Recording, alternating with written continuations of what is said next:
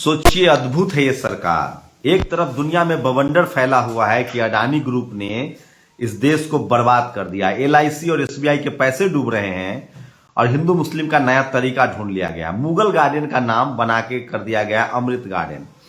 लोग मजाक उड़ा रहे हैं कि अब मुगल चिकन मुगलई का नाम होगा चिकन अमृतई। क्या नाम बदलने से आपका कोई फायदा है, भला हो रहा है? सोचिए, मुगल गार्डन अंग्रेजों ने बनाया और उसका जो नाम दिया मुगल के नाम पर। अच्छी बात है, नाम बदल रहे हैं। इलाहाबाद का नाम बदल गया, प्रधानमंत्री के घर जो रोड था पहले 7 रेस कोर्स, उसका नाम बदल गया लोक कल्याण मार्ग। इलाहाबाद का नाम बदल गया प्रयागराज। अब मुगल गार्डन का नाम हो गया अमृत गार्डन।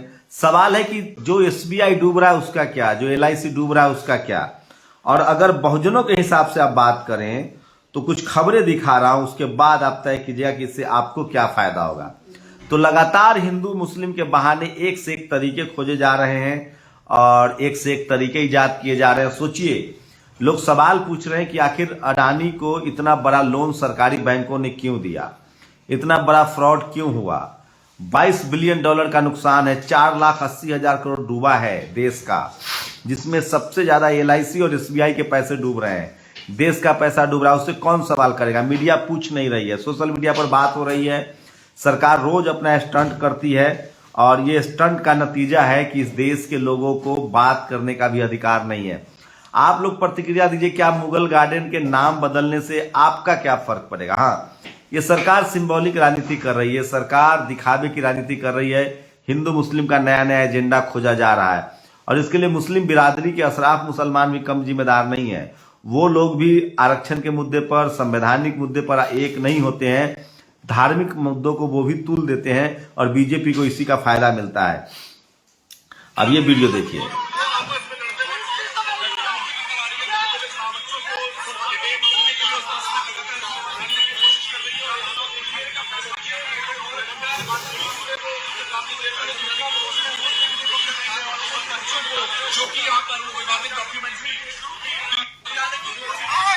ये दिल्ली में जब बच्चे अम्बेडकर डॉक्यूमेंट्री देखने की बात कर रहे थे तो उनके साथ क्या हाल हो गया है वो देखिए।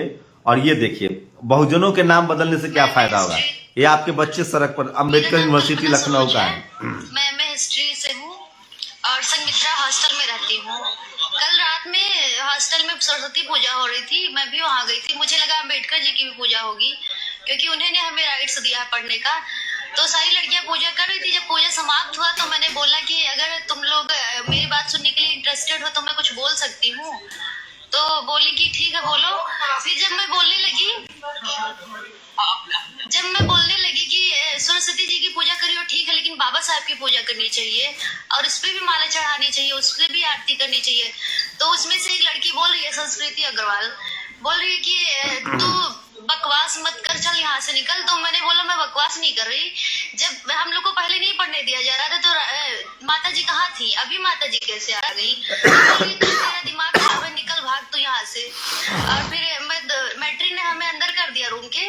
तो फिर एक लड़की, जब मैं चली गई तो लड़की और बोल रही कि ज्यादा बोलोगी तो वो पोस्टर को निकाल के फेंक देंगे, उसे पैर से कुचल देंगे। और उसने जातिवाचक शब्द का यूज किया, गाली भी दिया, फिर मेरे रूम में आके मुझे धमकी भी दी। आप यहाँ पर धरने पर कितने समय से बैठे? सुबह से। तो सोचिए, इस देश के बहुजनों के साथ क्या सुलूक हो रहा है और ना हिंदू मुस्लिम आपसे कराया जा रहा है। उसके बाद अब अखिलेश यादव का बयान सुनिए। बीजेपी के लोग पिछड़ों को शूद्र, दलित को शूद्र मानते हैं। बीजेपी के लोग हम सबको शूद्र मानते हैं। उनको ये तकलीफ है कि हम उनके धार्मिक स्थान पे क्यों जा रहे हैं, गुरु संत लोगों से आशीर्वाद लेने के लिए। भाजपा आई, इन्होंने भेजा और कोई प्रशासन का, पुलिस का अधिकारी नहीं था और जितनी पुलिस प्रशासन थी सब रात में हटा दी। याद रखे बीजेपी के लोग, समय बदलता है, समय बदलेगा तो उन्हें भी पता लग जाएगा कि इसी तरह की व्यवस्था उनके लिए होती है।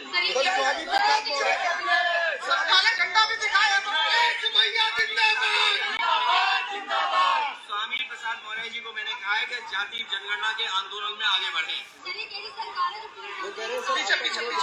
देखिए, ये व्यवहार किसी के साथ कुछ भी कर सकते हैं।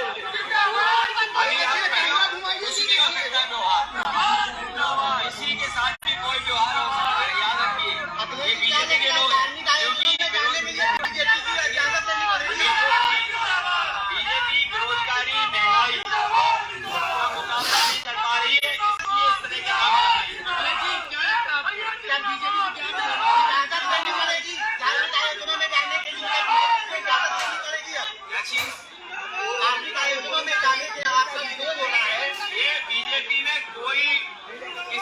आदमी कुछ भी हो सकता है।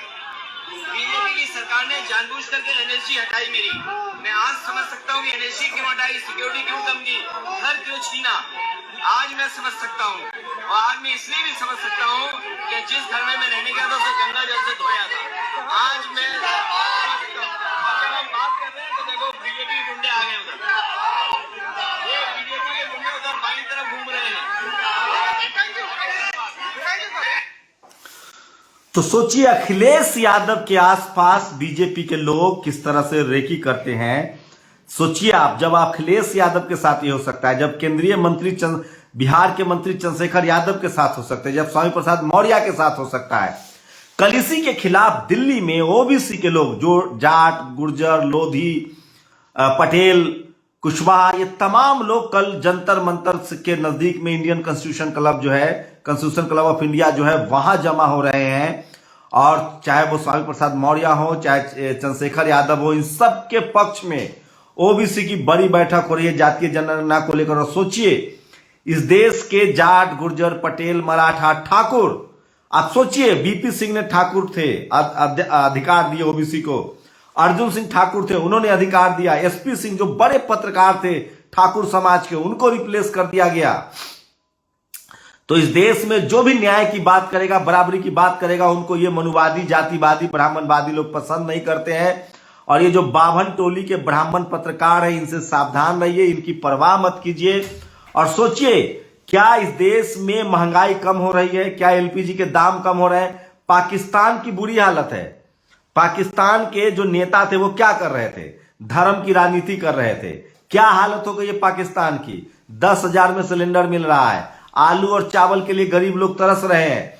आप सोचिए यही हालत ये भारत की करने जा रहे हैं, धर्म की राजनीति कर रहे हैं। रोज ये नाम बदलते हैं, धर्म की राजनीति करते हैं। अमीरों का कुछ नहीं होगा, अंबानी अडानी का कुछ नहीं होगा। इस देश के जाट, गुर्जर, पटेल, मराठा, राजपूत, किसानों का सबका बर्बाद हो जाएगा पैसा। अडानी डूब रहा है, उसने फ्रॉडगिरी की है, बेईमानी की है, और भारत के कोई ब्राह्मण पत्रकार की हिम्मत नहीं थी पूछने की, टीवी अखबार दिखा नहीं रहा है। उसके बाद अगर इस देश की अर्थव्यवस्था चौपट होती है, देश का बेड़ा गर्क होता है, तो इस देश के गरीब लोग मारे जाएंगे। और तब न तो मुगल गार्डन आपको खाना दे रहा था, न अमृत गार्डन खाना देगा। इन नाम बदलने का अधिकार किसी को भी है। लेकिन सोचिए, एक बात समझिएगा, जिस देश के लोग प्रधानमंत्री के हर फैसले से सहमत हैं, वही ब्राह्मण समाज कोलिजियम सिस्टम के प्रधानमंत्री, कानून मंत्री के हटाने के फैसले से सहमत नहीं है। तो इस देश में लगातार धर्म की राजनीति करके इस देश के 97% लोगों के पेट पर लात मारा जा रहा है, चाहे वो जाट हो, गुर्जर हो, पटेल हो, मराठा हो, चाहे वो राजपूत हो। सोचिए राजपूत समाज के बच्चे युवा जाते थे फौज में, 3 लाख करीब उनकी नौकरी होती थी, उनको इन्होंने अग्निवीर बना दिया है। तो इस देश को धार्मिक राजनीति के नाम पर एकदम से मटिया मेट किया जा रहा है। और आरएसएस की कोशिश है, बीजेपी की कोशिश है कि इस पर कोई बात भी ना करे। और एससी, एसटी, ओबीसी के सारे अधिकार छीने जा रहे हैं। आपके जब नेता सुरक्षित नहीं है, स्वामी प्रसाद मौर्य, चंद्रशेखर यादव को, अब अखिलेश यादव की जिस तरह से हुटिंग हो रही है, बीएसपी सुप्रीमो मायावती ने बड़ा बयान दिया है कि ये जो आर्थिक लूट हो रही है, इस पर संसद जो 31 जनवरी से शुरू हो रहा है बजट सेशन, इसमें सरकार को जवाब देना चाहिए। सोचिए एलआईसी और एसबीआई अगर डूब गया तो क्या होगा। आप लोग अपनी प्रतिक्रिया जरूर दीजिए। शुक्रिया। नेशनल दस्तक की आपसे गुजारिश है कि अगर इसको बचाना चाहते हैं तो नेशनल दस्तक को सब्सक्राइब करने के लिए रेड कलर के सब्सक्राइब बटन को दबाएं, फिर बेल आइकन की घंटी दबाएं। नेशनल दस्तक को बचाने के लिए बहुत जरूरी है कि हर खबर को शेयर करें, लाइक करें, कमेंट जरूर करें।